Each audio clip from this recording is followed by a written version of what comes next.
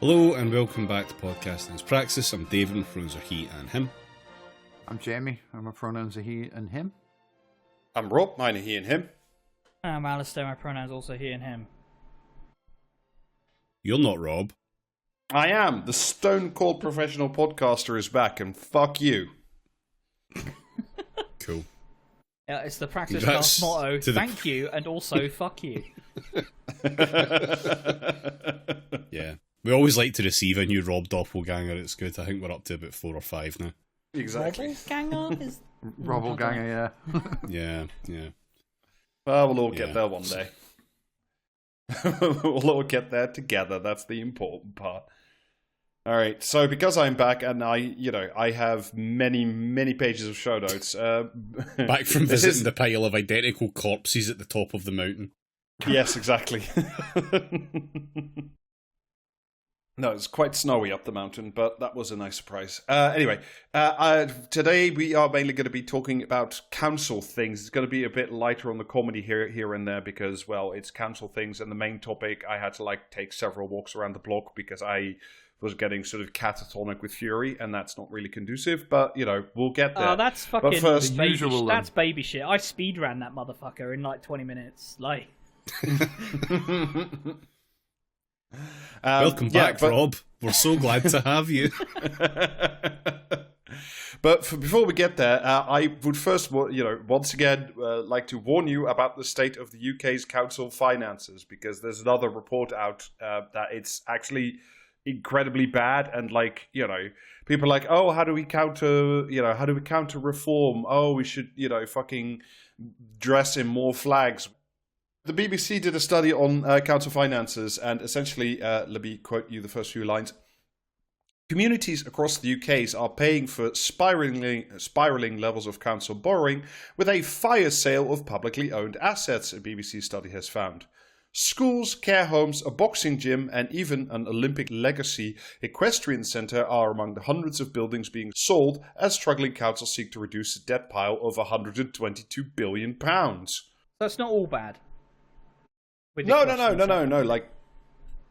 Well, I mean, I do actually want to talk about the equestrian centre for a second, because I know it just sounds like kind of a... Well, before we go on to specifics, I'm going to suggest, right, if all the councils sent, say, their 10, fucking best fighters,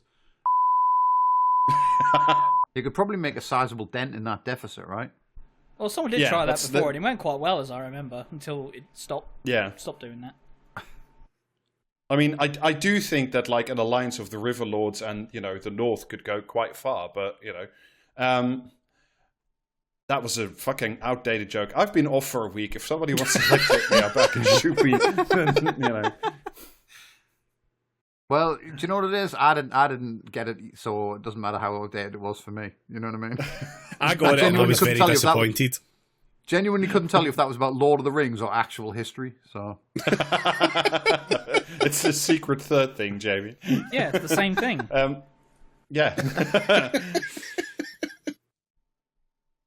No, but briefly on the equestrian centre, which I know just sounds like Porschos riding around on horses, but this is actually the Greenwich Equestrian Centre, which was part of the post-Olympics renewal of the area. How the London Olympics were going to cure London because they built all these facilities and they were going to restore dignity and pride to the local people who beat price out their homes and whatnot. Yeah, after they've shoved out all the fucking homeless people and. Yes. Yeah. We're gonna piss money up the wall on all this shit for rich people, but don't worry. Once the rich people are done with it, we'll let the povos have a turn. Yeah. Well, not really anymore, because Greenwich Council sorted off last year as part of a desperate effort to stave off its debt pile, which rose by £268 million last year alone. Quote from the article, at its peak, the centre had an 18-month waiting list for free horse riding lessons, and Miss Baker, a local businesswoman who wants to turn it to community ownership, believe it could be easily sustainable with the right guidance. The council, however, has refused to meet with her, basically on grounds that community ownership wouldn't pay enough for, them to make their debt payments. Oh, so it's the debt payments that's the actual problem, not the actual operation of the thing. Yes. No. They need to like get a bigger wad of money than like some people from the local community could come up with. Hell yeah! Basically, remind me again who funds local councils? Well, that's a very good question. It has something to do with central government and specifically the way they've been funding them since David Cameron and George Osborne, particularly. Because like was that by not doing that? Yes. So councils, as the rules go now, councils can only the way they fund. I know this. I know this one. You funded your council by getting Angela Rayner to sell your allotments, and now that she's now that she's resigned, there's no more money for councils. Is that how this works? Yeah, you sell up all the. Did I just kill Rob? Yes, I'm speaking to you from beyond the grave. Was Rob one? Rob Prime. Well, Rob Secundus is here to like flawlessly take over. Yeah, so like councils can only like borrow money for not only from like the central government but also from private banks for like capital investment. So like if they want to build new roads, new schools, etc., they can't borrow for daily spending. However, they can also borrow to invest. So like they can buy assets and then with the income fund the council. This is how essentially, if you remember from way back when, you got Thurrock, which like had like a massive budget shortfall because the government stopped paying it and then decided to invest in solar farms, and then that went sideways and the whole thing went bankrupt. So that's essentially how that works. Far be it from me to criticise government policy, but it seems like, in a way, it's probably not a good idea to run public institutions like a private business. No, not really. But weirdly enough, most of the borrowing that occurs is not actually between like a council and like, I don't know, HSBC or Lloyds or, I don't know, Goldman Sachs or whoever. Most of it is actually, this from the report, done through an arm of the Treasury known as the Public Works Loan Board. And until 2022, interest rates on that borrowing remained relatively low. However, since then, they have gone up along with, all other interest rates. And now, like, councils, to make up for the budget shortfall they don't get anymore from central government, are borrowing money from central government at an interest rate which they also pay back to the central government, which is causing more councils to be in more debt to central government, and therefore to go bankrupt because they are in hock to a central government which also funds them. It's just completely absurd. Like, a country being in debt to itself. Just asinine. Yeah, and also the central government demanding interest loan payments from councils, which are also itself, but that one step further removed. Fucking hell. Yeah, what an efficient distribution of resources that we've managed to concoct yeah, it's here. fantastic. So like I said, normally councils are like, among these other bans, they are also banned from basically doing asset fire sales to fund day-to-day spending, which includes like interest payments to the central government. So if they can't borrow on the normal market, they can't sell assets, and they don't get their money from the central government, they're kind of like squeezed essentially. And one of the things that's like been happening over the last few years, which we've been talking about, it's the fucking dog and frisbee meme. Like, what the fuck? Yeah.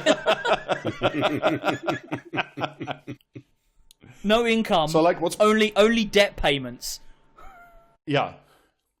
So like, some of the stuff that's been happening in recent years, as we've been talking about, like on this podcast, is a lot of also by David Cameron and George Osborne. They devolved a lot of responsibility. So like, in the one hand, they gave them a lot less money, but did give them the ability to invest in shitty solar farms, basically. But also they gave them like a lot of new responsibilities, like child social care, which we did a very depressing episode about a while ago. And those costs have like all skyrocketed. So basically, wow. Councils have more and more financial duties and less money to do it with, and like the cracks are very deeply embedded in the system now. And so this whole system that doesn't make any sense Yes. Whose mate from school is making like money hand over fist out of this? That's an interesting question, because for the most part, it's the Treasury itself, I would imagine. So the government, the people who can literally invent money. Yes. Cool. But why would they invent money if they can get like interest payments from, fucking Greenwich Council? Why indeed? Yeah, Yes. well, I mean, It's not like this government wants to build anything. So like, this is a great way to go about ensuring that doesn't happen. Yeah. Yeah, I so mean, Rachel Reeves another... believes in a national credit card, which is kind of damning, but she's doing very, very well in the kind of stakes of, technically, there is a county credit card. So yeah, basically, basically, all the councils are going down the shitter because they're having to fucking funnel all of their money back to central government, so the central government doesn't have to print money in order to pay Sam Altman an infinity $1 billion for a chatbot that does like war crimes or whatever. Is that basically the loop here? Give or take, yes. Yeah. Because if they invented that money to give to Sam Altman, like the Financial Times might call them twats or something like that. So yeah, but if you give them actual money, that's fine. Yeah. No, I've got it. I'm with you now. So, like, councils are obviously like increasingly unable to square these particular set of circles, and therefore, this is from the BBC article again. Increasing numbers of councils in financial trouble are now being given the powers to sell off assets at fire sale prices by the government. Known as capitalization directions, these allow councils to take out short-term loans to pay for day-to-day services, but add millions to the debt pile in the process. Payday loans for councils! Hell yeah! Yes. Wonga one! Yes. Why the stipulation on fire sale prices there? Well, because essentially they need to get rid... I mean, it's not a stipulation that they must, but they need to get rid of these assets in, like, the next 6 months to make the next, quarterly or annual interest payment. So, they're just up against the clock, and the buyers know maybe that. The rule was they had to, like, give their fucking sports centre to fucking BlackRock for pennies on the dollar or whatever. I mean, it wouldn't fucking surprise me. Yeah, so this year, 2025, 30 councils were given the power to, do asset fire sales. And last year, 19 were given permission. So already we're at 49 councils out of, I think it's about 330 in the UK. I may be wrong about that, but it's something like that. So so basically we are doing payday loans, but for local governments. And we are, like I say, we are selling off assets, quite a lot of them actually. Last year, over the last 2 years, local councils up and down England have sold up to £3 billion worth of assets, and this specifically excludes homes under right to buy. So this is really like council properties themselves. Fucking hell! If only councils had any incentive or ability to create like a continual source of income by building fucking council houses. But no, we have to do this stupid shit instead to pay off the insane interest rates that the government owns to itself, because the government gives the money to the councils and also gives them more money to then claw back from the council, because that's sensible. That's the system that makes sense. That's yes. Well, yes. I mean, specifically to return to the equestrian centre, when asked about why they were selling that off, and not not to the community group, but to like whoever pays the most for it, Greenwich Council claimed that the reason its debt had increased by almost £270 billion was that specifically because it was building affordable and council homes. So, you might not have a sports facility anymore, and like your kids might not be able to ride horses, but, there are some affordable homes, quote unquote, in Greenwich, which is a very expensive borough if memory serves, and affordable means like 80% of the mean or average price in the area. So, okay. Yeah. Great deals. Yeah. Incredible. But the main sort of example of how this all works in practice, this is a couple paragraphs from the BBC again. In Croydon, South London, the council ploughed money into a large housing company, a shopping centre, and a hotel, among a host of other investments. This is invest to make profit to, pay for your council services. When the COVID pandemic hit, it lost millions and could not repay its debt. The subsequent £210 million fire sale of public property over the last 4 years would only cover about 15% of its current £1.5 billion debt, which continued to grow overall last year. The authority's elected mayor, Jason Perry, told the BBC the council spends about £70 million a year in debt repayments alone. Among the new disposals listed for fire sale were nurseries, community centres and tennis clubs. So, just all the things that make a neighbourhood livable are just up in smoke.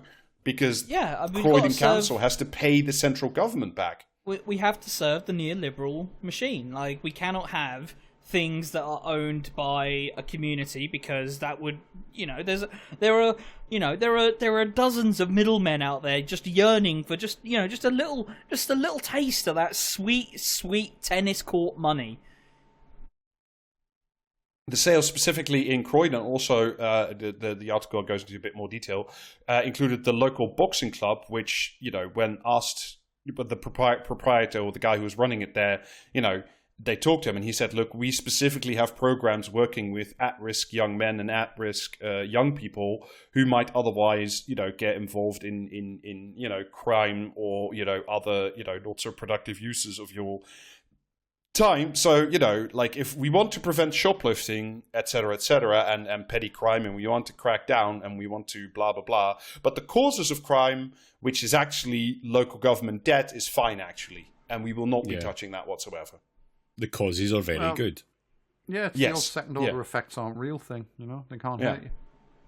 So the BBC interviewed one expert for this piece who warned that about 1/3 of all councils could face bankruptcy in the next 5 years if the funding doesn't change. And it's okay. Whenever we talk about councils going bankrupt, it's just one of those things that, again, it's just utterly baffling. How can a public institution that has essentially fixed costs conceivably go bankrupt? A lot of these costs are fucking legally mandated. It's like fucking 70-80% of council expenditure, or I think it is around that figure, is legally mandated, like childcare, social care, and all that stuff. Obviously, really important. Community centres, boxing clubs, equestrian centres, nurseries, none of those are, so fuck them. Yeah, I mean, and obviously central government says, that sucks. Here's a loan. Yeah. With a what? And now a nigh on usurious interest rate. Yeah, look, this wasn't going to get resolved by fucking Keir Starmer's horrible government, but just as a little side note, Angela Rayner was the housing minister. So, local government and housing. What happened to towns? Well, those are towns. Those are not... Croydon's not a town, so fuck it. And, towns are important because towns are where the real people of England who paint little flags everywhere reside. They're not important in the sense of those people might enjoy a community centre or, a local theatre or whatever along those lines. Yeah. And selling all those assets off. They don't need a community centre. They've got flag painting to keep them busy. They've got the local hotel that they love to frequent. We should just fully neoliberalise the whole thing, just allow councils to be sponsored, Portsmouth brought to you by Joe's Motors. Fucking, why not? I don't think Joe's Motors is big enough to get a fucking sponsorship like Portsmouth, to be honest. You know what I mean? I don't know. I think Portsmouth might not be in a position to charge so much. This is an Arnolds Clark town. Yeah.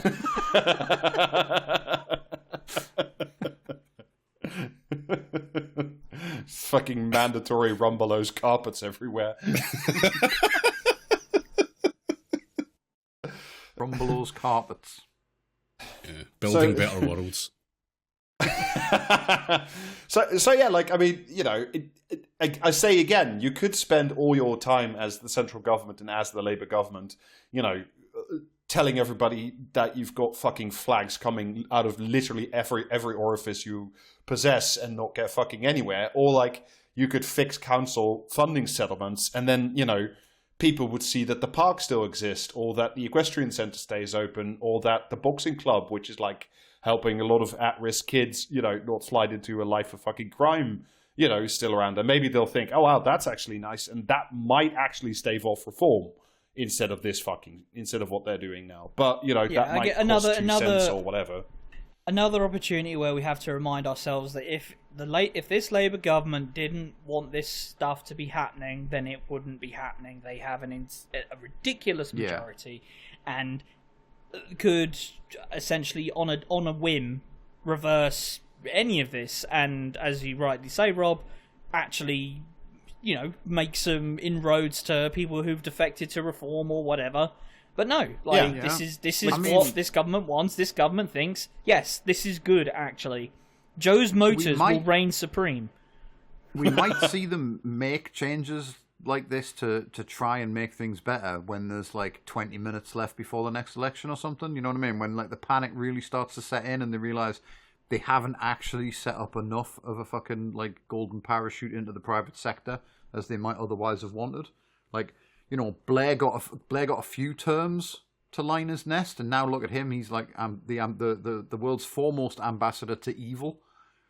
That's Keir Starmer's not gonna pull that kind of gig out of one term of this shit.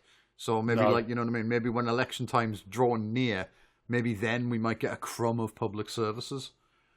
Well, I mean, Rachel Reeves might pull it off because I didn't have time to park it in this week, but the latest thinking is, how West Streeting really wants community health centers to stop, the NHS from being overrun, et cetera, et cetera. But he could do both at the same time, because those community health centers are to be funded with a new funding round of PFIs.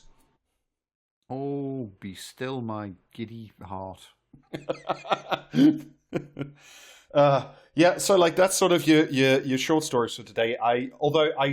We should first, that's very important, I really wanted to talk about the fucking Labour deputy leadership election, because actually, no, I can't, because honestly, if any of you listening are still concerned about the deputy leader of the Labour Party in 2025, just fucking log off and find another podcast. There's no point in caring about it, because Jess Phillips has decided she's not going to run.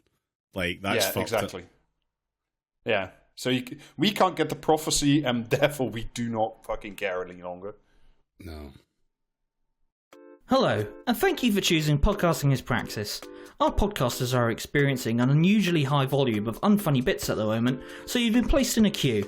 Your patronage is important to us, and I need to inform you of the great benefits you freeloaders are missing out on by not subscribing on Patreon.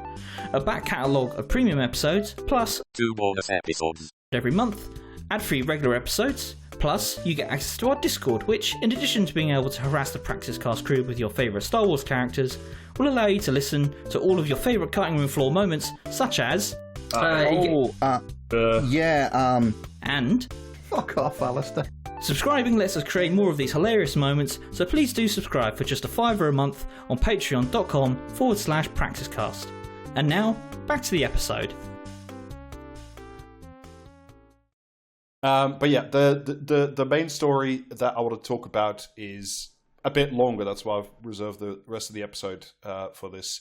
Before I start, I wanted to give a big credit to William Ralston, who published about this in The Guardian. It was a long read from March of this year, and I only spotted it recently, as well as Sophie Smith, who wrote a good piece about the same in The Londoner from November of 2024. And political journalism is shit, but actual investigative good journalism like this is worth a lot and well worth doing. So I'm going to quote extensively, specifically from the piece by Ralston, and sometimes from the piece by Sophie Smith. And I'll just, if I don't say this is by the piece from The Londoner, assume that it's from The Guardian. Just go read both. Yeah, you should actually. Well, if we remember, we'll put some links in the show notes, because they're both well worth your time. I'll read you. I think this is the introduction itself from the Ralston piece. Before we go off on this, it terrifies me that we're about to read something that was good, because that always means it's actually about something that's genuinely fucking terrible. Oh, this piece, It's a strong article out the gate. I'll say that much. Yeah. This is the first two paragraphs. One afternoon in July 2011, an 11-year-old boy named William Nolden was out cycling with his friends when he came upon Arnolds Field, an expanse of green land in Havering, East London. As Nolden descended the hill, he lost control and was thrown over the handlebars. When he came to, he was lying in a small crater and his feet were covered in a powdery residue that resembled ash. He felt a sharp pain in his left foot. When Nolden's friends arrived, they removed his shoes and peeled back his socks. One foot was pink and swollen, the skin blistered and shiny. The other was blackened and charred. Patches of skin hung off, revealing layers of fatty tissue. It looked, Nolden recalled, like it had been eaten by maggots, like pure flesh.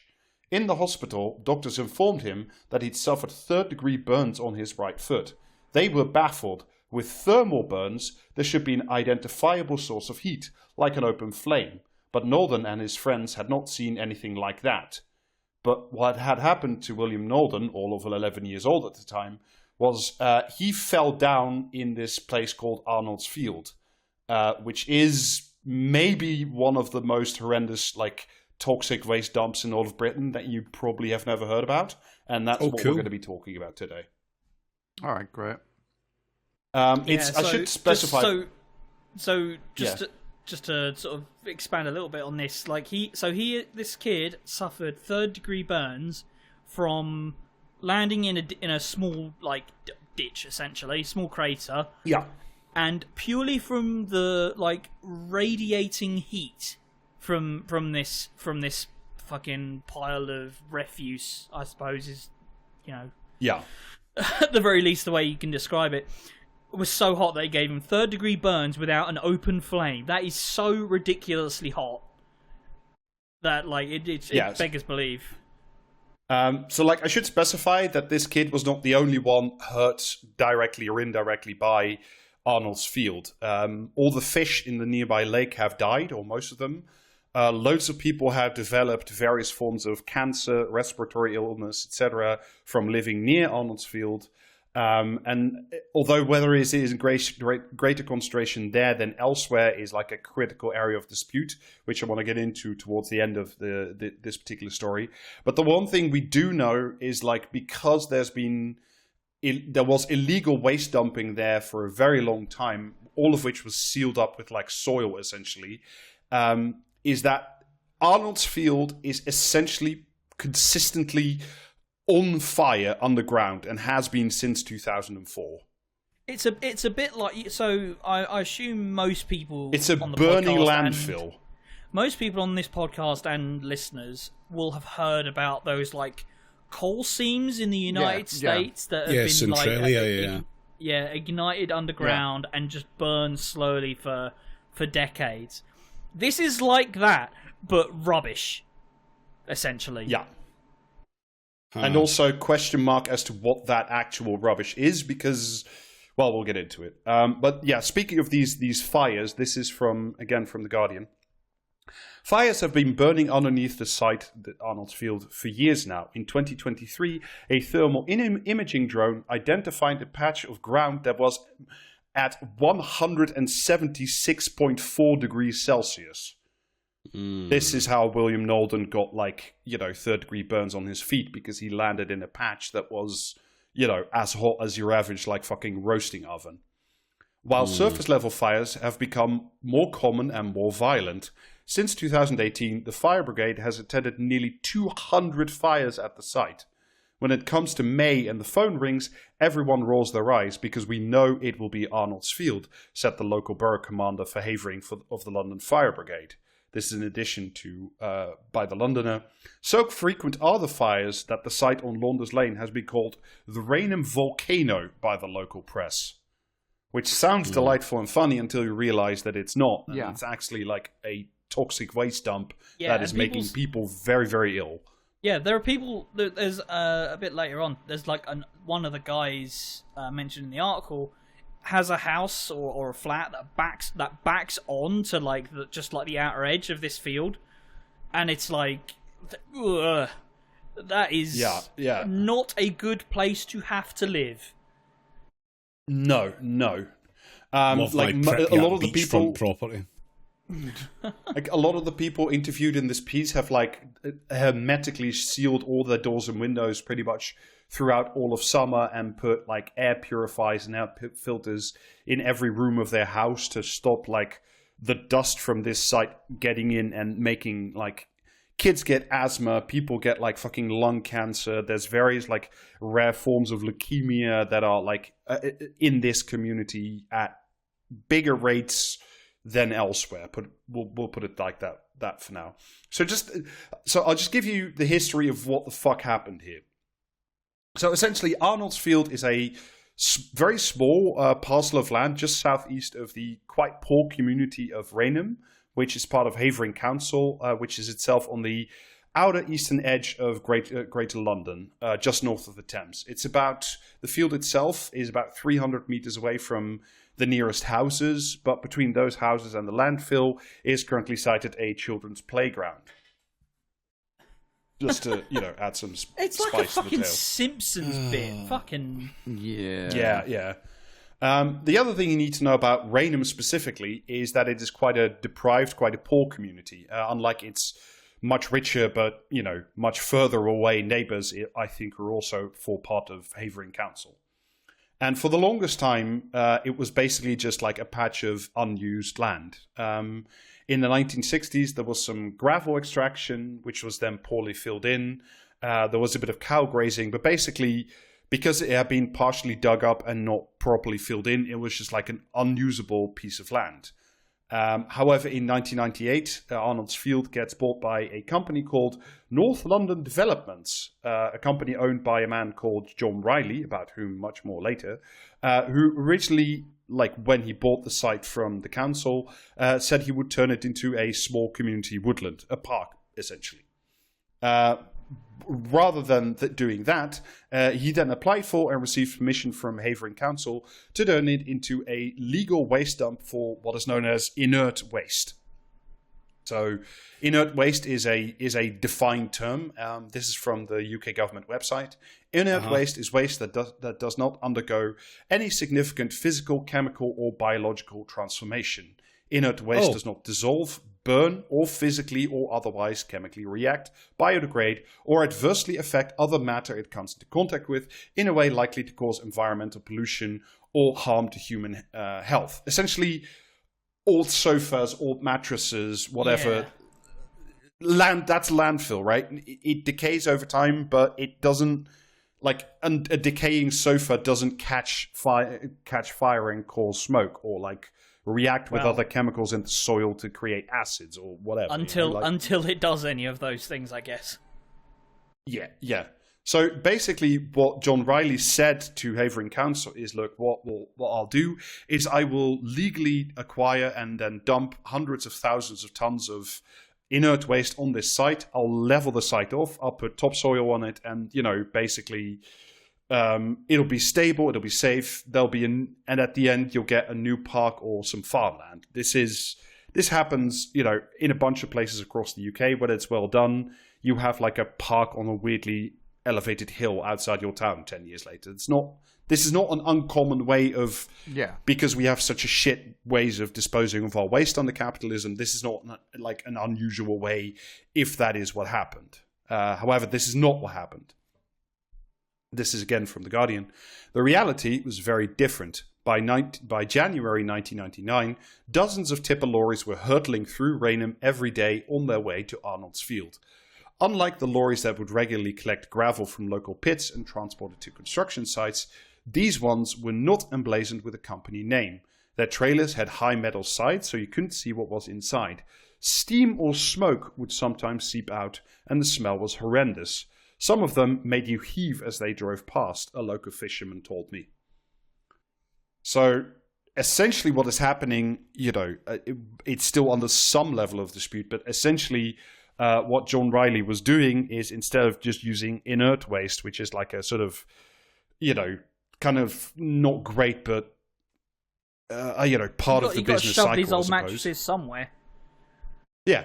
And instead of the old mattresses, what was quite probably, or, now indisputably, I would say, happening is it was a giant illegal waste dump of everything from, like I say, sofas and mattresses, but probably also chemicals, other stuff, like things that was most certainly not inert waste, put it that way. Mm-hmm. Yeah. By the summer of 1999, Arnolds Field had now essentially become piled high with unidentified waste, and residents were complaining in large volume to Havering Council because obviously they could see and smell and, you know, understand that what was going on there was not some fucking old sofas. And so a recently elected local councillor, Jeffrey Tucker, decides to visit the site as well as the owner, again, John Riley. This is where the article picks up again. Riley then led the councillor and his assistant into a small cabin where the councillor, Jeffrey Tucker, raised his concerns. Riley was friendly and asked whether Tucker had a favourite charity to which he could offer a donation. His former secretary says she told the councillor not to accept the offer and then left the cabin. Moments later, the councillor, Tucker, walked out holding an envelope containing a cheque for £3,000 made out to a local primary school. And that was the end of that visit. Seems normal.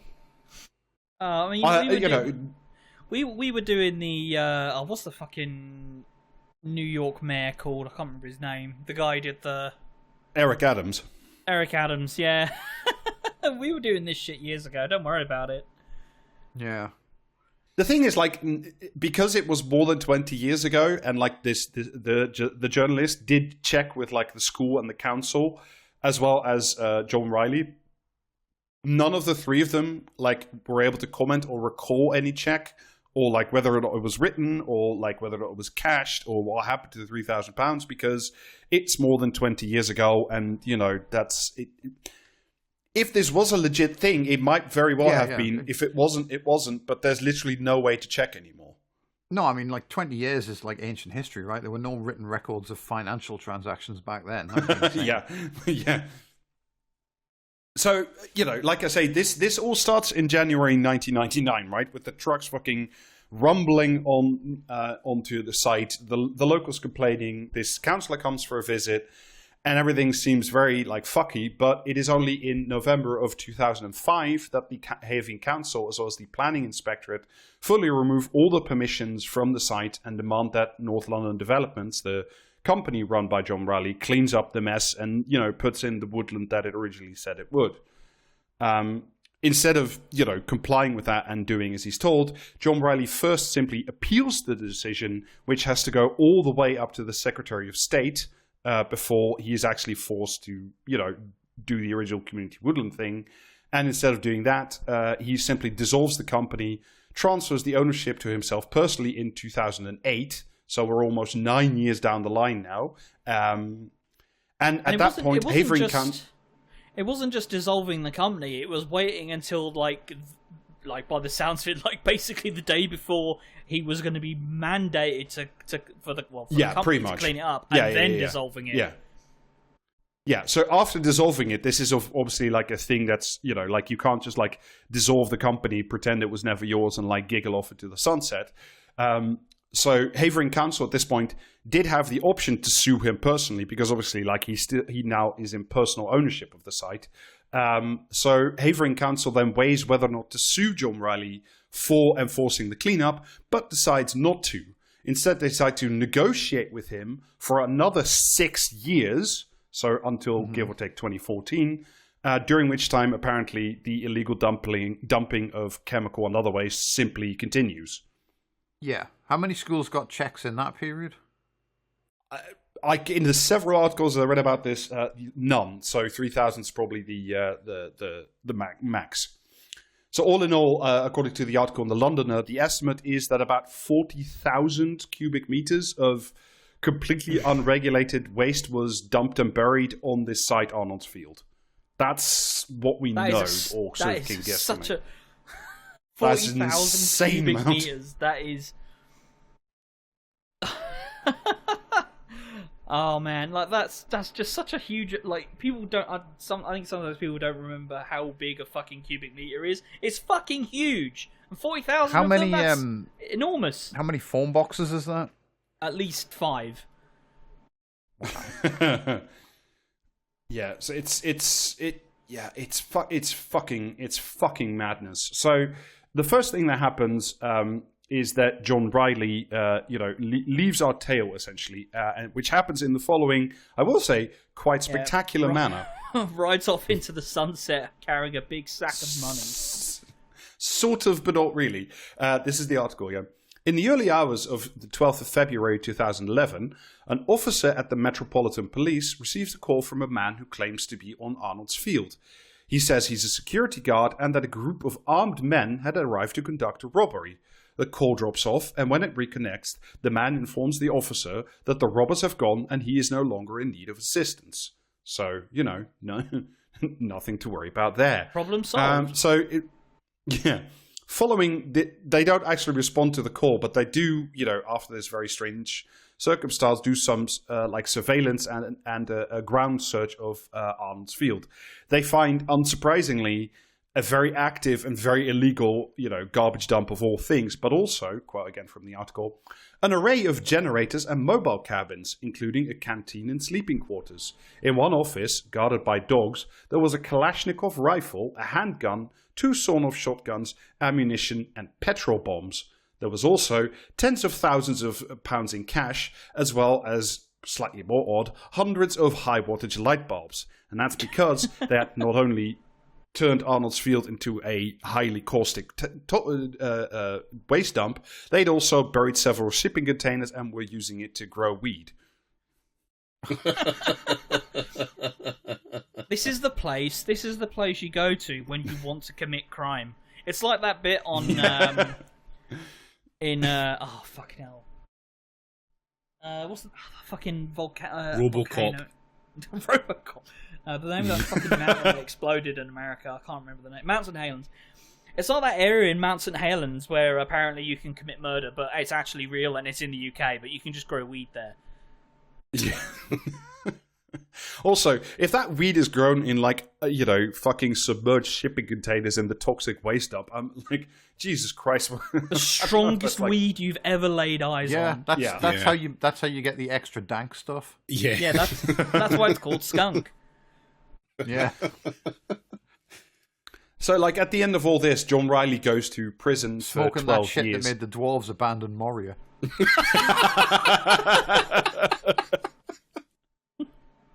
I am a dwarf and I'm dank in a hole. That's what Gandalf says to always follow your nose. What do you think he was smoking in those pipes anyway? I don't after, know, but when after, of course, one of the Lord of the Rings films where fucking Dracula says to fucking Gandalf, you've been smoking too much of the halfling's leaf. Someone in the cinema cheered.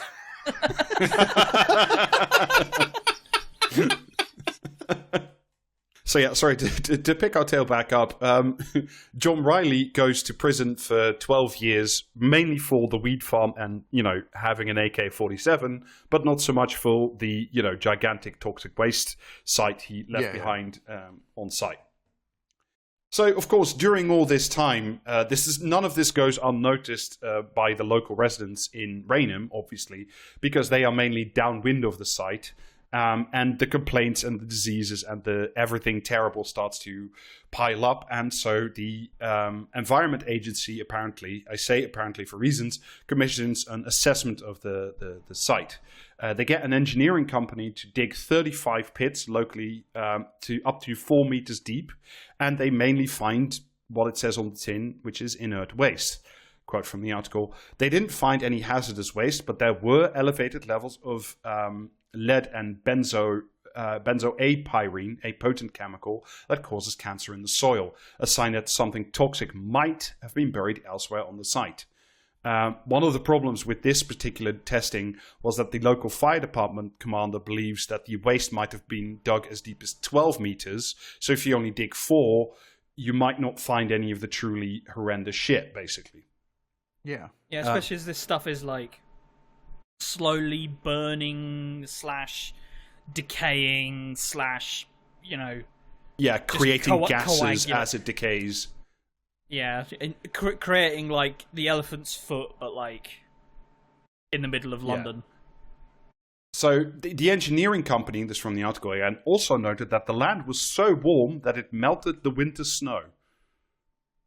So, things were definitely happening underground at Arnolds Field already. I think this is in the 2000s already. So surely you'd think at this point, there's a weed farm, there's highly probable, fucking garbage dumping, everything's, kind of fucked. Surely at this point, the Havering Council should be intervening, right? Well, no, quote again the article, this is not what happened. A spokesperson for Havering Council told me that the council never received a copy of the engineering company's report, and that, in any case, any investigation into illegal dumping on Arnolds Field would be led by the Environment Agency. A spokesman for the Environment Agency said it had no record ever having commissioned an engineering company to investigate the site, and that ultimately Havering Council is the lead authority on regulating the site. So there is a report. Was it commissioned by the Environment Agency? Nobody knows. Was it commissioned by the council? They say no. Is like investigating and presumably cleaning up the site the responsibility of Havering Council? They say the Environment Agency. The Environment Agency says Havering Council, and so on and so forth. In the meantime, bureaucracy. As I said, you love to see it. In the meantime, even after John Riley is gone and sent to prison, illegal dumping simply continues on the site because it is now sort of known in the world of people who illegally dump trash that this is a site where you can go. This leads to the following incredible bit of the story. In May 2014, the Environment Agency appointed 12 officers to dress in camouflage and hide in bushes with binoculars to the roads leading to the site. They caught 3 men using a forklift truck to remove the giant concrete blocks that the agency had placed at the entrance to stop vehicles from going into the site. The earth yearns for more trash. Yes.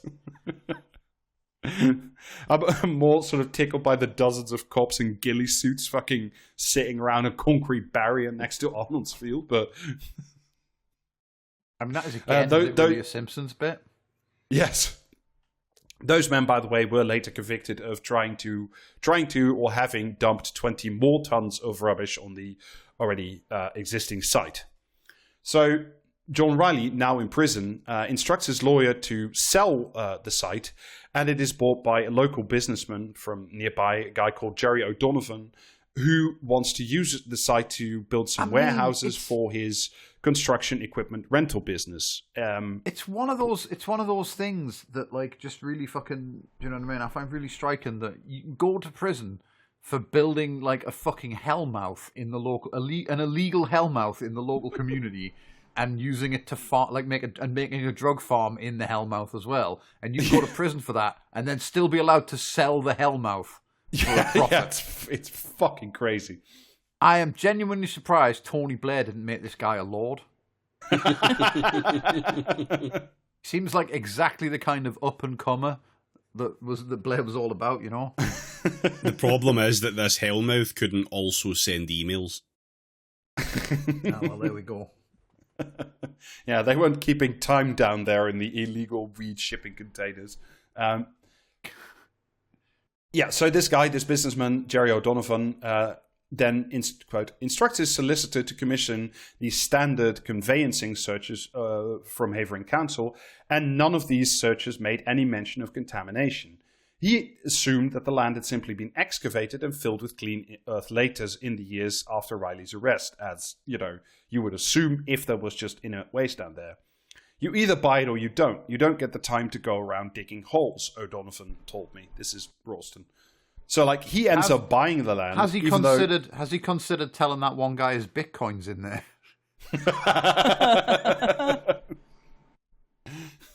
I think that would be a bit sad. If you're fucking on the quest for your bitcoin and you literally melt into 1,000 pieces, that. I'm not sure he deserves that. Yeah, just turns into that one guy at the end of RoboCop. So Jerry O'Donovan ends up buying the land, and like I said, he wants to build buildings on it, even though it is designated greenbelt and not to be built on. He thinks he can convince the council otherwise, because it's usually not that hard to convince councils to allow you to build on greenbelt land anyway. So he buys it for about £440,000, which is, congratulations, you've just acquired the Hellmouth. It's not the wisest of all the business decisions. Yeah, but it's got a great postcode though. And also, once again, Havering Council, whether or not they commissioned that engineering report, yay or nay, surely knew that this site was now used for all manner of extremely fucked up shit, and then simply didn't tell the buyer what the fuck was going on. And now we turn back to the issue of fires. This is we fast forward basically to the current decade. Over the past few years, the fires on Arnolds Field have intensified. In May 2020, one particularly fierce blaze required 70 firefighters from 7 fire stations to extinguish it. During the worst fires, the skies darken. Quote, "You smell the fire and you feel the intense heat and you think, oh shit, we're going up again," says Osprey, Havering's deputy mayor. "It's like hell," she says. "You're in this sweltering bunker and you cannot see or breathe. Residents suffer nausea, chest pains, and bleeding noses when the regular fires are on." Gazing into the Hellmouth will do that to you.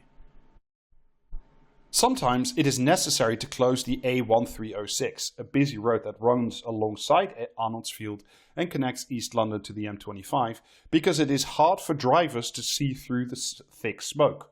At one of the local nurseries, roughly a kilometre from the edge of Arnolds Fields, Sue Allen, the manager, often has to rush the children inside and close all the windows and doors. This now happens at least 6 times as summer, she says. So, Jesus. in the meantime, while ownership is changing hands and this O'Donovan guy buys it and some other shenanigans go on that I'll briefly get into, this site frequently catches on fire, and people get sick in numbers. And basically because the fires are an underground burn, as we've been talking about, right? Like, this is, it absorbs the inert waste that is there. Gases are created from God knows what's there, and essentially this is a years-long fire, as I say, up to almost 180 degrees Celsius. And because this underground burn cannot be contained or stopped, the firefighters can only do very little. And not just because, this is an underground fire, but also the fire itself makes the land on top of it unstable, and the fire can create unstable soil big enough to swallow people, or in the case of that kid, fall in and get 3rd-degree feet burns. And there's God knows what down there. So the fire department has made the not totally unreasonable decision that firefighters are forbidden to enter Arnolds Field because they have a legitimate fear that they will die there. Yeah, falling into the Hellmouth and have the guy in charge of that fire department basically says, how would I go and explain to a firefighter's family, he got swallowed by the earth trying to combat the Hellmouth rather than trying to save lives. Yeah. I mean, Fred get eaten by the tip. Sorry. How do you even? I mean, is there even any way you can fight an underground fire, without what I mean, just strip mining the entire area?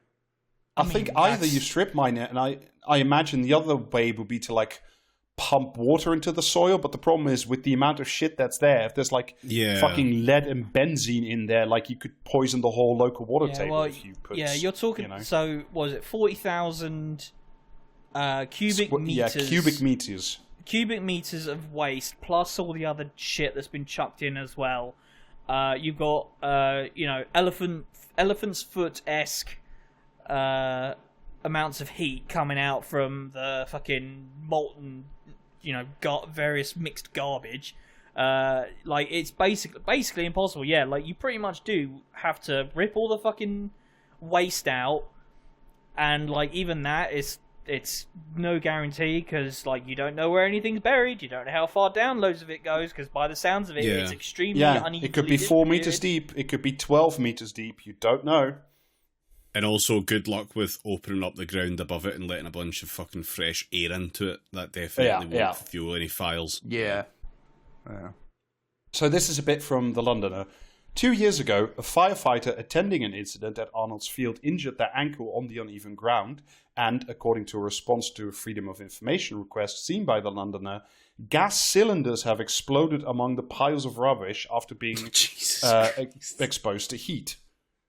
So, you can't send firefighters into a fucking live fire zone, basically. That's impossible. Yeah, I mean, the Guardian article describes this a gas cylinder exploding and basically almost doming a firefighter in the head. Love to go work in the zone. Yeah, I hope you brought your bolts and string with you. Fucking, do you know what I mean though? Just I'm gonna try and clean up this trash pile as the Gmod physics noise just goes off all around me.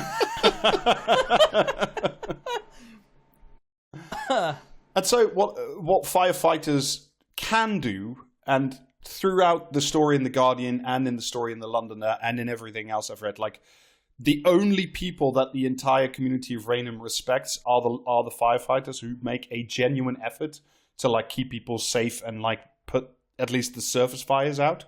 And so they do the only thing they can do. I think this is from The Londoner. Firefighters spray water onto the fires from the roadside or from extended ladders placed around the perimeter of the field.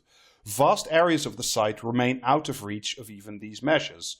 The local fire brigade also does not have direct access to aerial firefighting equipment such as helicopters.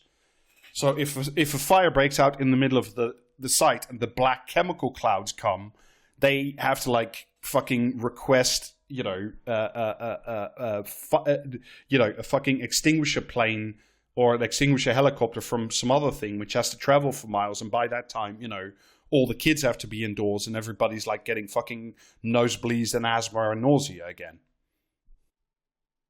Yeah, when the Hellmouth casts Cloud Kill, there's not much you can really do.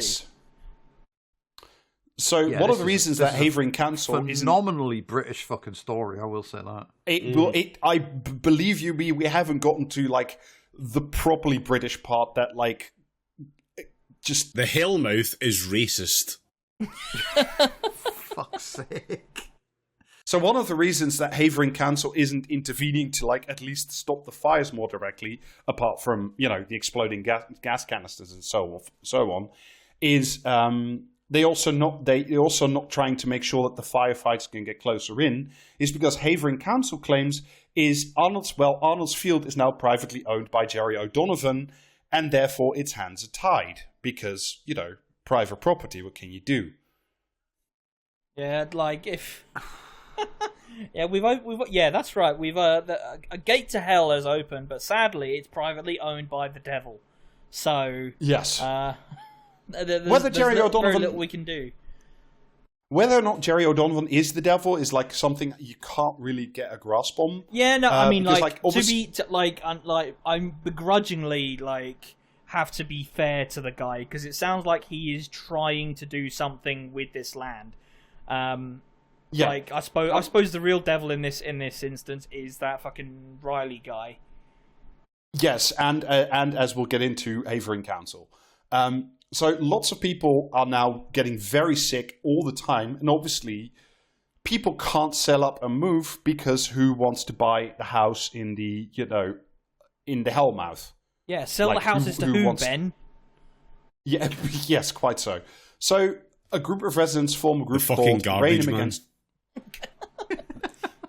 So some of the residents form a group called Raynham Against Pollution, and this group has a spirited, shall we say, meeting with Jerry O'Donovan, who they're obviously very mad at because he's the owner of the site and they're getting sick.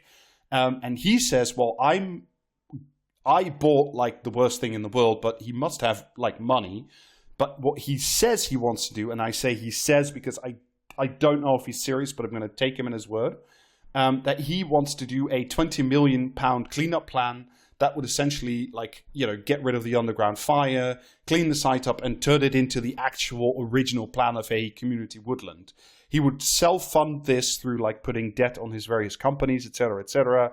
And, like, he, again, from what I've read, I could be wrong, seems to be quite sort of, you know, he bought the Hellmouth without knowing what he was getting into, but now appears to at least be willing to be responsible and clean it up, even though he didn't cause it. So, you know, benefit of the doubt.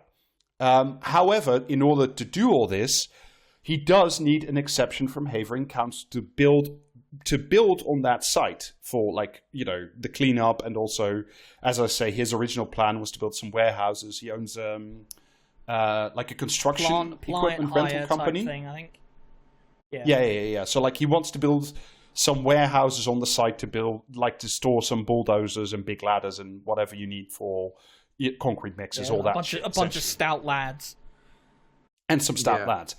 However, in order to do that, you know, and therefore not only do the cleanup and remediation, but also build a few sheds and this woodland, he does need a permission, an exception from Havering Council to build on greenbelt land, which is still technically is, despite it being the actual Hellmouth.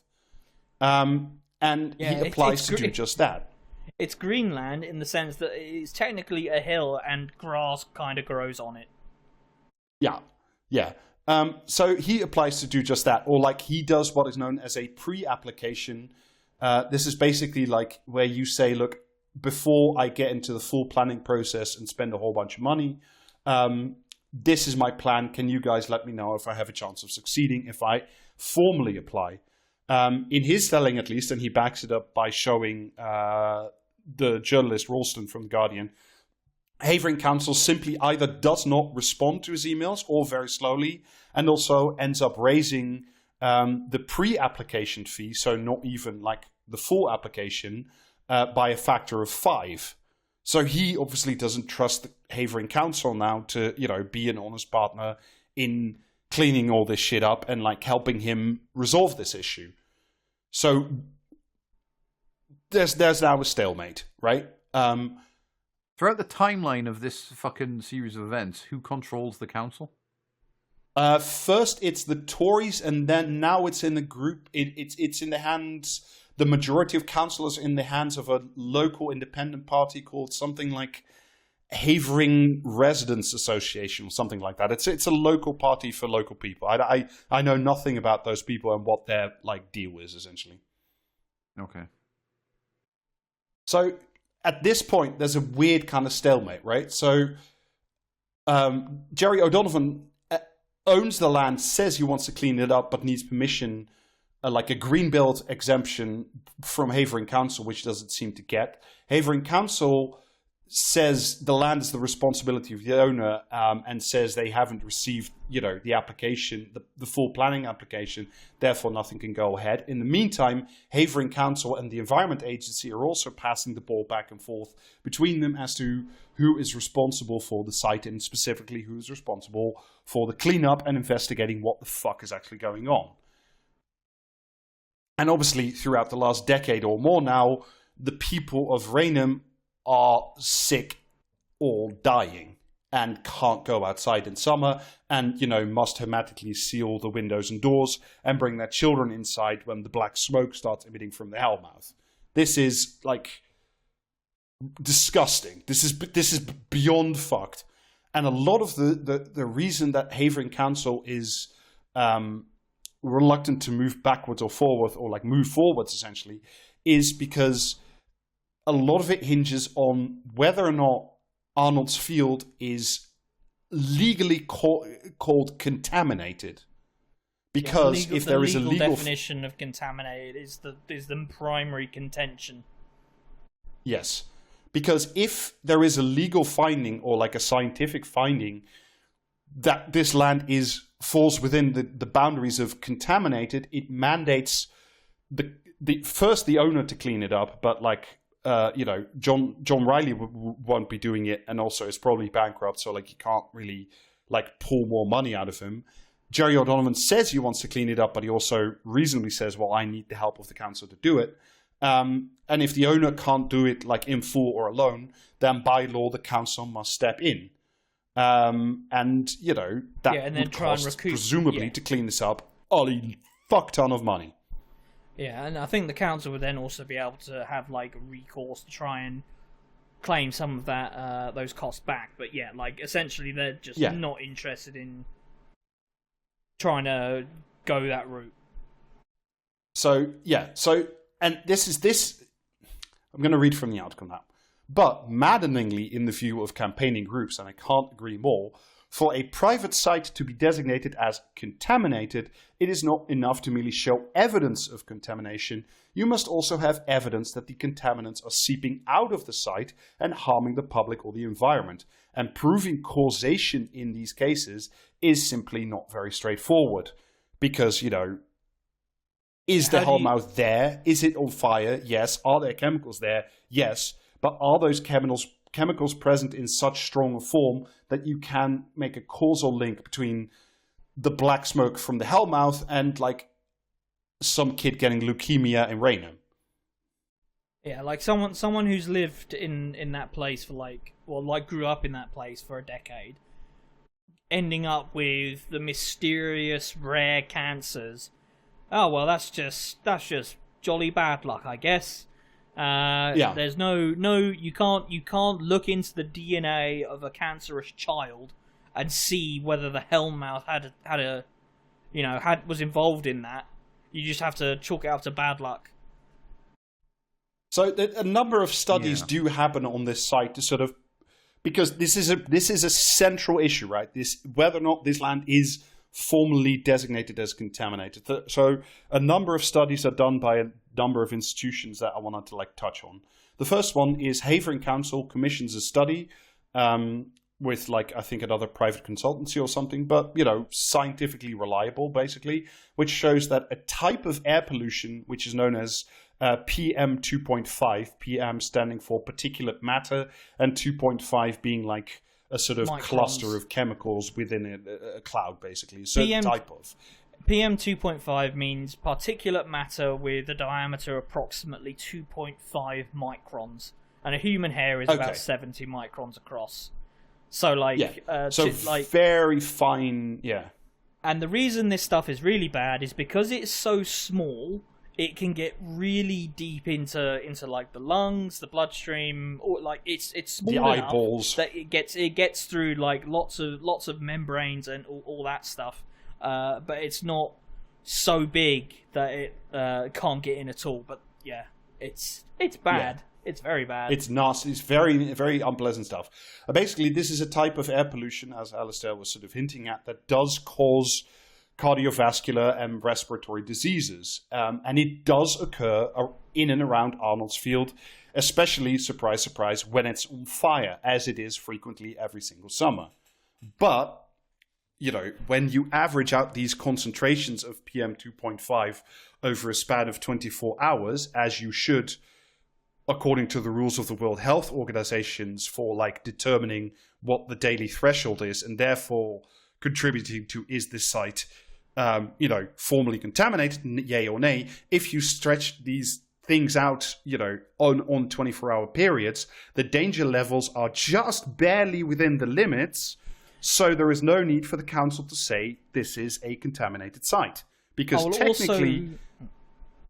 I'll also add at this point, by the way, that there is no safe exposure limit to particulate matter of that size. It is just, did you get lucky or not, based on how much you were exposed. Obviously, more exposure is more harmful, or more chance of harm, but there is no safe amount of exposure to particles of that size. Yeah.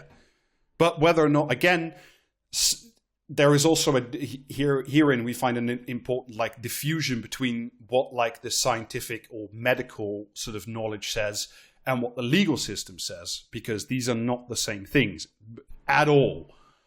There's also a different study which proves that the field, even when not on fire, does exceed these 24-hour limits. But then, Havering Council and everybody else spends they start getting into yes, but the methodology, and it just fucking goes nowhere in a hurry.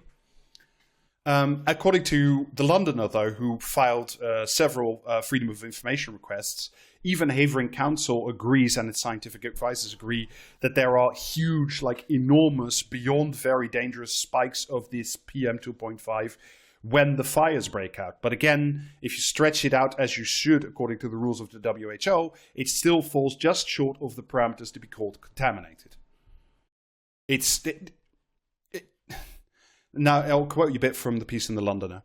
Havering Council insists Rainham air quality does not breach UK legal limits, but scientific consensus and UK law differ on what might constitute a public health risk. Many harmful substances found in legal landfills do not even have legal limits in the UK. Some polycyclic aromatic hydrocarbons, which I don't know quite what they are, like benzopyrenes, for example, can cause cancer. Basically, it's got benzene in it, which is variably not good for you. Yeah. So basically, these things can cause cancer in humans and are often found in landfill sites. The soil investigators found double the required limit for these types of benzenes for public open spaces in some parts of Arnolds Field, while the council argues that the field isn't a public space and therefore has a different legal limit. These are guidelines anyway. There are no UK statutory limits for these types of benzenes as to what is safe or not. There's just simply no description of them anywhere in law. So, once again, Havering Council, because it knows that once the site is legally contaminated, it must spend many millions of pounds cleaning it up, says, well, according to the law, it's fine, actually. The hellmouth can be used to store rubbish. That's good. The rubbish contains benzenes. That's bad. Yeah. Why is the limit different for public and private land? Because if it's public land, then you could go for a walk on it and therefore be much closer to the benzenes and the particular matter. If it's private land, there's a fence around it, you can't go. I mean, on the face of it, it does make sense because it means that if you're running, if you're running a privately operated chemical plant, that is evidently private land, and there's usually a big fuck off fence and warning signs, and everyone knows to stay the fuck away from it. Yeah, you can't go up and lick the catalytic cracker, unfortunately. But I would suggest if kids are able to ride their bikes through it and suffer third-degree burns, it's not a private space. Yeah. And people were rocking up with fucking forklifts and lifting up the concrete barricades so that they can come and dump their polycyclic aromatic hydrocarbons in there. Yeah, why not? Yeah, and putting on my shithouse Havering Council spokesman hat for a second, maybe that kid, found a hole in the fence and, he went in and he shouldn't have been there, and therefore, no legal responsibility falls upon Havering Council. This is now the fault of the owner and so on, and et cetera, et cetera, et cetera. Build better fences. So when asked by the journalist from the Londoner, Sophie Smith, about these guidelines and all this, Havering Council spokesman Ben Vaughan says the council doesn't technically even have a legal obligation to monitor air quality around the site because, quote, Arnolds Field is private land, but the council is still doing so because it realizes that the residents are concerned. So Havering Council is actually just doing the residents a favor by monitoring air quality. They're not legally mandated to do anything. Nice guys. Yeah. So once again, the council then, we now talked all about air pollution. So now we talk about ground pollution and these fucking fires, basically. So once again, the council does either a first or a second, whether or not, because the question of that first report was either done by the Environment Agency or the council, both of whom say it's the other people who did it. But this time, Havering Council does another dig for ground contaminants, but only to 5 meters. And I remind you that, the fire commander thinks it can go as deep as 12. and this is from The Guardian again, found dangerous concentrations of arsenic, lead, and these, benzos again in the field, as well as evidence of asbestos fibers. Just finding a ton of pills down there. However, the report, which is a big fucking thing, also shows that the levels of cancer in Rainham are not statistically higher in England in general. So again, while there is shit in the ground, and yes, there's a lot of fires, and yes, the ground may be 180 degrees Celsius. Yes, and the devil himself doesn't may mean have the land sprung is forth. legally contaminated. Did you mean to say not statistically higher than in England? Yeah, than in England in general. Yeah. Right. Okay.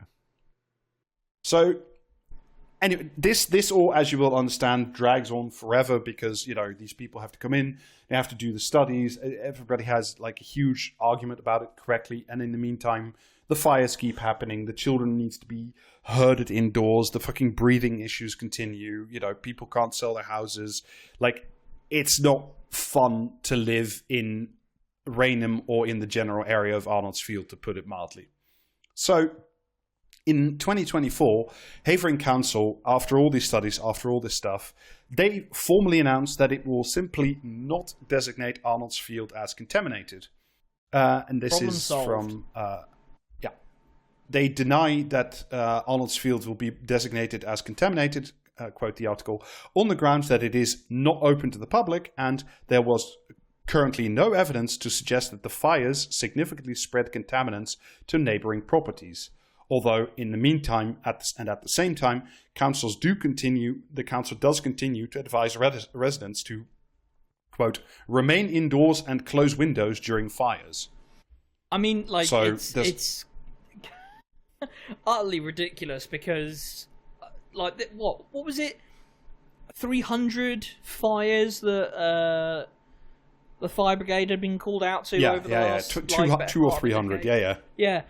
And each time one of these fires springs up, not only have you got, like, whatever the fuck is actually in this landfill being basically aerosolized and spread over the neighborhood, every one of these fires is generating these fucking 2.5 micron particulates. It's... But no, that's... Because it's not public, there is a barrier around Arnolds Field that the privately owned PM 2.5 particles can't cross. So yeah, that's it. The council's done their bit. They do cross, but they simply do not cross significantly enough to be classified as, contaminated. So yes, like, your eyeballs might literally start bleeding during a fire, but that's because, you didn't follow the council's advice and close your doors and windows. But the site's not contaminated. It's very important that you remember that happens. This is the event that they talk about in that Michelin web look. So I should stress, though, this is not just like a scientific issue or like a council process issue. It is also very much a council staffing issue because, and this from the piece in the Londoner, the planning officer who first allowed the site to be dumped on legally in the 1990s, for example, is still at the council. So are many others who have been involved with the site and its concomitant issues for years. So if they say formally the site is contaminated, then a lot of people inside the council might have to answer, questions, under caution or under oath about what the fuck they knew when and why nothing was done earlier to either prevent or remediate a local politician being held to account for running by private little fiefdom like the way I want to. Outrageous. I won't hear of it. Yeah. There's one other reason, yes, if my you're surname curious does why... end Creasy. There's one other reason, by the way, which is from the Guardian article again, why Havering Council might be fighting so very hard to stop this designation of contaminated. And this is where we link up to where we began our podcast episode. This is a decade plus of lacking council funding. Quote, Ray Morgan, the head of Havering Council, says that it is financially inconceivable for the council to take responsibility for cleaning up the land. the council recently secured £88 million in government support, in effect to avoid going bankrupt. At the moment, we are talking about £300,000 by closing some of our local libraries, he told me. So there is simply no budget to remediate the land, even if it is contaminated in the legal sense of the word. Oh, you gotta love a system that has just cut to the bone. Every single system that had some degree of slack in it, so that it could deal with crises of varying size and nature. And just leaving us in a situation where no, we cannot close the Hellmouth because there is insufficient money to do anything about it. So you're just going to have to deal with all the imps that are giving you cancer. Yeah, and also, like, I mean, you know, at a similar tone, although they still have presumably much more money than, you know, fucking Havering Council, but still, you know, under the last decade of Tory austerity and now Labour austerity, the Environment Agency, A, has no staff, and B, also no more money. So whether or not they will be in a financial position to clean this side up is also a question mark. So meanwhile, going back to the owner of the land, Jerry O'Donovan keeps trying to get permission to build on this, you know, and it's incredible that it is still technically Greenbelt land, and clean up the mess, basically, like I said, with his own money. But he hasn't formally applied because, A, the application process would cost now hundreds of thousands of pounds, because obviously you'd have to generate an incredible amount of, like, scientific studies and plans, etc., to get rid of the hellmouth of toxic waste. And as well, Havering Council the planning department has pretty much told him verbally, I think, that he won't get permission anyway, even if he tried, because, you know, Havering says it's Greenbelt land, so no, you can't, in exchange for cleaning up the site, build a few warehouses for your fucking bulldozers and cement mixers. Which, in the context, is very, very strange, because Ray Morgan and Havering Council recently, and very proudly, with a big press release, announced their support to build Europe's largest data center on Greenbelt land inside the council. So they're not opposed to building on Greenbelt land as a matter of principle. They just simply don't want to build or remediate that particular spot. Data centers are the future, and when the data center's built and filled with AIs, the AIs will come up with like some kind of fucking like space laser that solves the problem elsewhere. You know what I mean? Whereas like cement mixers aren't going to do that. So you see, the hands are tied by the future. We seem to have built the data center, and now there are 25% more fires every year. We're just gonna have to ask the AI how to solve this. Ask the residents of it's a city somewhere in Texas. I want to say Houston, where Elon Musk built this giant data center and like powers it with like diesel powered generators, and everybody's also getting like massive cancer clusters there as well. Anyway, I think we should just tear down all of society and start again. Yeah, right.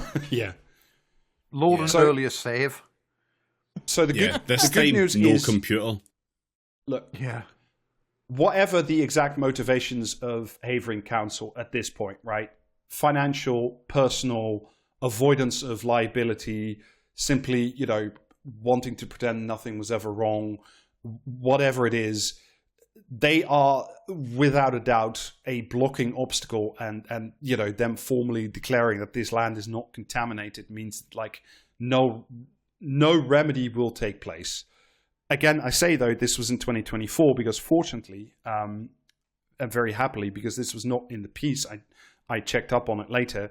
Obviously, when Havering Council said that they would not, claim the land as contaminated, a group of residents sued in court for, you know, a reversal of that decision. And fortunately, on June 19, in London court, Justice Natalie Levine ruled the decision not to designate the land as contaminated by Havering Council in July of last year as premature and unlawful. She also found that the town hall misunderstood the law by failing to consider smoke as a potential contaminant under contaminated land rules. So literally the thing that I said earlier. Yeah. Yeah, these are special. These are libertarian particulates that respect property law. Yeah. Airborne particles simply do not mix with ground particles. Don't be crude. So basically, God. So like I said, this lawsuit was brought by a different group called Clean the Air in Havering. And in its answer to the BBC, Havering Council Deputy Leader Gillian Ford said that the problem was the landowner hadn't applied for planning permission, despite Jerry O'Donovan showing evidence to The Guardian that he had, and was that the price of even pre-planning permission had gone up by a factor of 5, and that at least verbally, so far as I understand it, the planning department of Havering Council had just simply told them, you won't get permission anyway. And now they turn around and say, well, he hasn't applied for planning permission, therefore our hands are tied because it is private property. Oh, this is Havering Council like insisting on having its cake and eating it, isn't it? It's madness. Like and like this little like double dance of telling Jerry O'Donovan, well, you won't get permission anyway, and then turning around and saying, well, he's to blame because he hasn't submitted the paperwork yet. You only get that if you read the piece in The Guardian and The Londoner, because the flip happens in between those two pieces. It's madness. And in the meantime, this is again from The Guardian. And so the residents of Raynham find themselves stuck in the middle of an apparently endless stalemate in which everybody agrees that the situation with Arnold Field, constantly ablaze, polluting the air, soil and water, causing enormous distress and ill health, is unbearable and must be resolved. Yet no one will accept responsibility for resolving it. The Environment Agency says the council is responsible. The council says the Environment Agency and Jerry O'Donovan are responsible. O'Donovan says it's in the council's hands. Ben Vaughan, the spokesperson for Havering Council, told a journalist for The Londoner that, quote-unquote, really the mayor's office, i.e. Sadiq Khan, should handle it. The buck is simply passed back and forth and back and forth.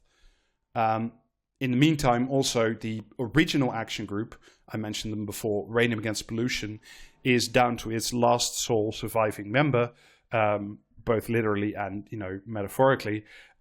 He is still there, desperately writing letters to Sadiq Khan, to Erin Brockovich, she of The Contaminated Land in the US and the movie of the same name with Julia Roberts, and anybody and everybody else who might take an interest, could do something, help out, give money, whatever. He has not received a answer to any letters that he has sent out. The others in Raynham Against Pollution have quit due to health and personal issues. I'll give almost the last words to The Londoner and Sophie Smith. Half of the toddlers in the local nursery group are from low-income families, some of them living in hostels or flats without gardens. Nurseries provide a rare opportunity to be outside. They start climbing the walls when we have to keep them inside, she says. All the kids want to do is go outside. It's not fair. Yeah. I don't have much to add beyond that, beyond my incandescent fury at the way these poor people who just live somewhere have been treated by fucking John Riley, Havering Council, the Environment Agencies, Sadiq Khan, central government, whoever the fuck else had a hand in this, apart from apparently the fire service, to whom all credit must go, in at least trying to fucking keep a literal metaphorical lid on this hellmouth. Mm. And people wonder why, faith in government is failing, and why people are so fucking furious, and why nothing seems to work in Britain, why everything radicalizes, and why everything is so fucking shit. Yeah, I mean, you have these people have been abandoned by everybody, and the children are getting leukemia. And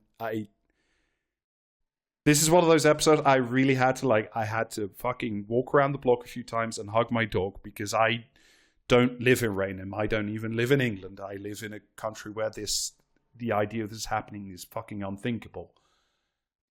Yeah, and Rob, the thing is, in Switzerland, I have to imagine you don't have this like long institutional memories in local government, because you just have the same fucking guy who's been a councillor for 5,000 years, and that's just the way it is. And that way, I mean, he knows what all of the crimes are, and therefore the things that the council can't do anything about. Because if you look under one of the logs in this constituency, you will find all kinds of corruption and disgusting behaviour that best to just leave that to, let that lie.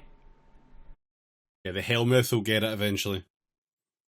I think I might have told it before on the podcast, but I'll tell it again. And like, I'm not saying this is a perfect country, and I'm sure, like, I don't pay much attention to the local politics, so maybe I'm very wrong. But I'll tell you, just like my brief experience with like interacting with the council is like around this area. There's this really nice thing they did it years ago before I even moved over. There's all these little wooden sculptures of different animals.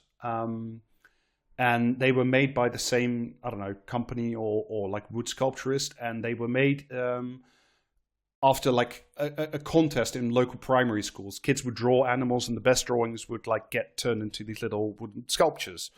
And they're really nice. There's like a big one. There's a snake. There's a crocodile. There's an elephant where there's a slide on the trunk. There's a little giraffe you can climb on. There's a little monkey halfway up a lamppost. It's really lovely. And one of my favorite ones that I walk by a lot is this little group of 3 little dolphins. They're just wooden. They don't do much of anything, but they're just there. And I walk by them with the dog a lot, and I really like them.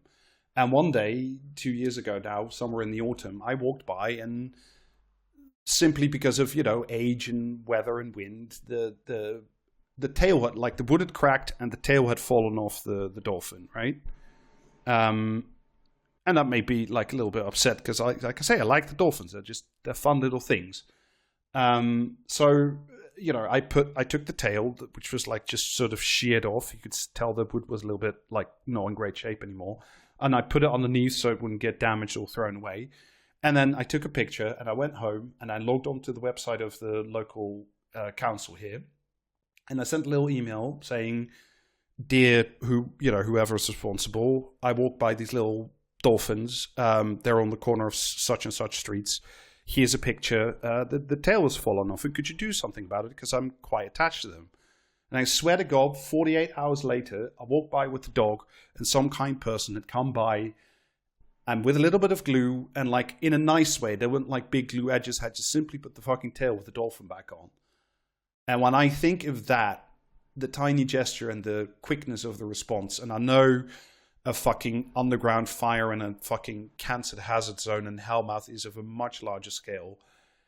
And I think of how much better I feel with my council living here, having had that kind of interaction, and how I don't mind paying my council taxes here because shit happens. That's a really fucked up and bloated bureaucracy you've got there, Rob. What you should have done was paint a St. George's cross on it. Then something would have got done about it. Ha ha. Yeah. Fucking hate it here. I feel. Have we tried throwing flags into the Hellmouth? It might honestly be the only thing. So, like the last word, and this is the very last word, and then we'll stop talking about it because I'm genuinely getting upset now. Is like I say, there was a lawsuit that this group won. Like I say, the judge tossed out this finding of not contaminated. The group that challenged Havering Council, they're called Clear the Air in Havering. They were founded just by 3 local mothers who obviously want a better life for their children and everybody else's children in Raynham. And they have a crowdfunder. We'll link it in the episode show description. If you can give some pennies, please, if you can, give whatever you can. They're not on Blue Sky. They are only on the Everything app. They're at Havering Air. Support these people because they deserve justice. I should sincerely think. And yeah, my thoughts on the people. Rather than spending your hard-earned pounds on trying to throw a butcher's apron into the Hellmouth, send that money instead to because they won one lawsuit, but they will obviously need to do a hell of a lot more before this fucking cruel, inconsiderate, horrible, inhuman council, city, environment agency does their actual job. They're being, I think, supported like quite extensively by a big law firm, so like they're getting a good help for not much money, but they still need a lot more. And if it in the end it goes towards fucking buying some toys for the local nursery where maybe one day the windows can be opened, that'd be wonderful too. So I think we're going to stop talking about it now, because I'm genuinely, this has been very upsetting to do this today. Well, good news, it's comment or commentary next. That'll cheer you up. I think the Bible is very clear on the subject. The Catholic Church should not be like the Church of England and completely ignore the teachings of the Bible for some wokester liberal agenda. That way lies madness, as we can all see. Is that comment or commentary? Is that Richard Littlejohn again? It's commentary. Yeah, commentary. That was a comment in the Express. The article was, the Catholic Church has a patron saint of the internet, but still no female priests. Fuck off. Jesus Christ. I loved Bagpuss as a kid, still do today. I'm just waiting for someone to be triggered by the picture of his right foreleg raised. No doubt he will be labelled far right. Is that comment or commentary? What the fuck? I'm praying that's a comment.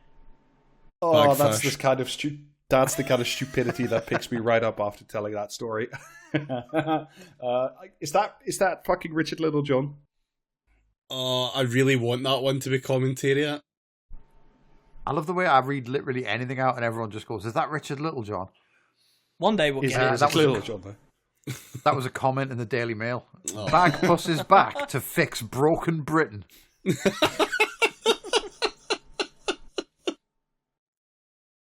What's he going to do? Go for a fucking nap and pretend it's not happening? That's my tactic. It doesn't work. Yeah, Bagpuss is a quiet quitter. I mean, for fuck's sake.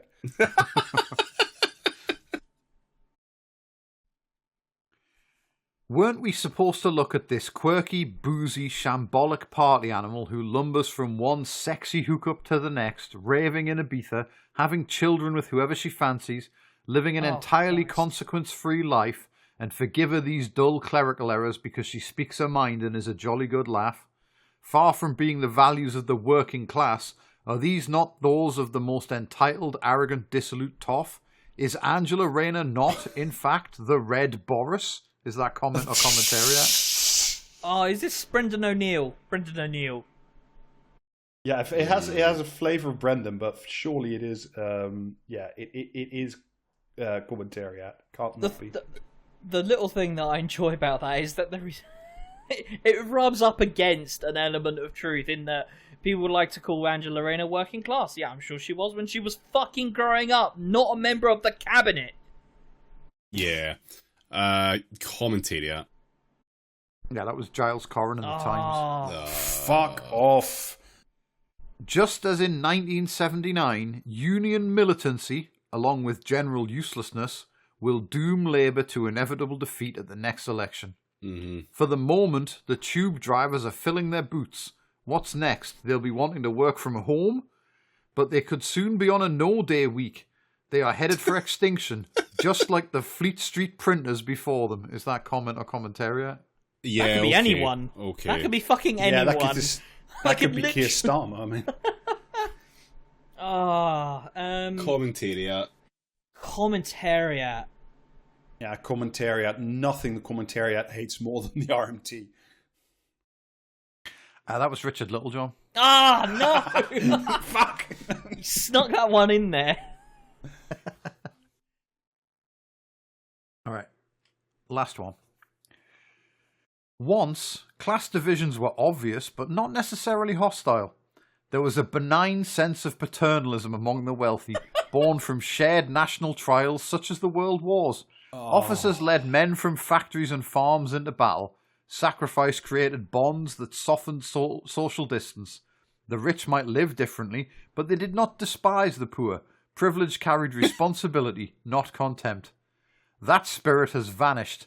Today's elites no longer feel a duty of care to those beneath them. Instead, they wield woke ideology as a tool of separation. Is that comment or commentariat? Amazing. That is incredible. I'm going to say comment. Ash Sarkar.